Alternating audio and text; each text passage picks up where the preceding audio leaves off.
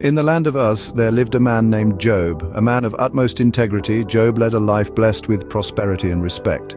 Nestled in the heart of the East, he enjoyed a stature unmatched by any, revered as the greatest man among his people. His wealth was abundant, his flocks of livestock stretching as far as the eye could see.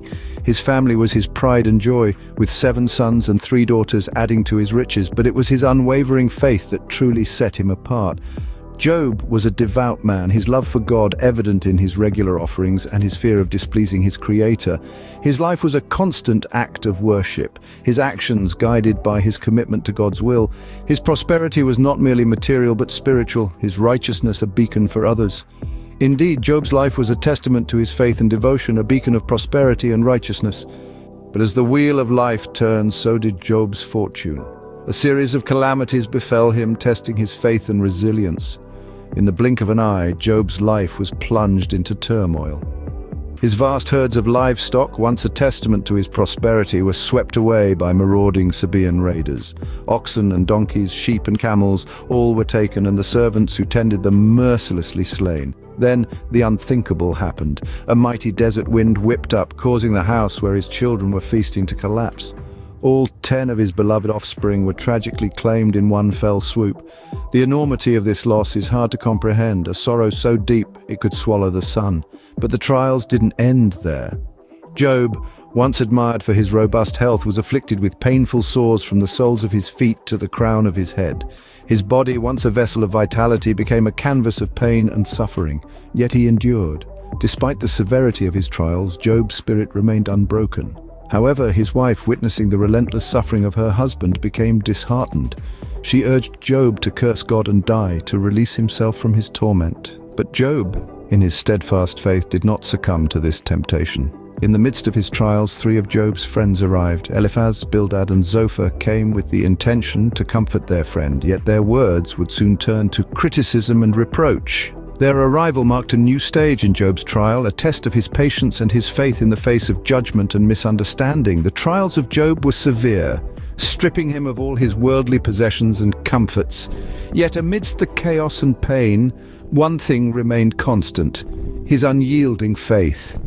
In the face of such unimaginable suffering, Job remained steadfast, his faith unshaken. Amidst his suffering, Job engaged in profound discourses about life, suffering, and God's sovereignty. He found himself in deep conversation with his friends, each offering their own perspective on his plight. Some suggested his trials were a punishment, while others urged him to confess sins he may not have committed. Yet, in the midst of their debates, Job expressed his despair, questioning the fairness of life. He cried out to God, wrestling with his faith and seeking answers. His words echoed with raw emotion, laying bare his pain and bewilderment.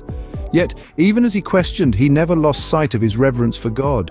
He recognized the enormity of God's wisdom and the limitlessness of his power, ultimately submitting to God's will. And then came God's response, a whirlwind of divine discourse that emphasized his sovereignty and wisdom. God didn't directly answer Job's questions. Instead, he highlighted the breadth of his creation, reminding Job of his almighty power and infinite wisdom. This served as a gentle reminder to Job and to all of us that we may not always understand his ways, but we can trust in his wisdom.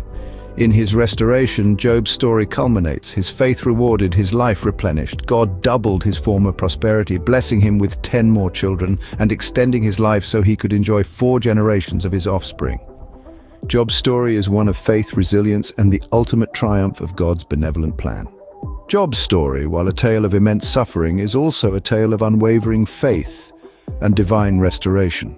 From his journey, we learn 3 key lessons: the power of steadfast faith amidst trials, the overarching sovereignty of God, and the promise of restoration.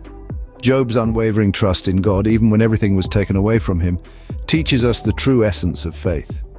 His story also affirms God's ultimate control over everything. In the end, Job's story serves as a beacon of hope for all of us, reminding us that even in our darkest hours, faith can light the way to restoration.